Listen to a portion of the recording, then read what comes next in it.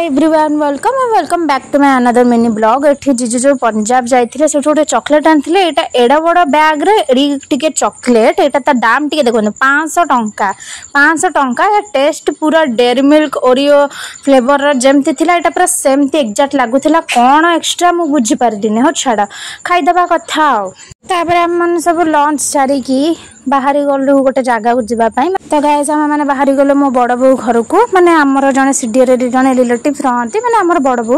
तो जेहेतु से दिन हमर ग्रहण थिला तो समस्तंकर फ्री टाइम तो पळैलु टिके बुलीबाल देके आसीबो। आ एठी देखंतु ये भाउजंक झियो सेठी हम मिठा खाइलु। आ ग्रहण लागितिला ना तो चुली फुली किछि लागिबन तो रोसे बासा किछि करियलन जहा एमती खाइबा कथा। आ छोटे छोटे देखंतु तांको देखै दोछि सेठी कुकुर पारा समस्त अछंती। कौन करिया एठी जो बहुत सुंदर सुंदर गच्छ भी बड़ापा लगे सेठी देखो वीडियो रे।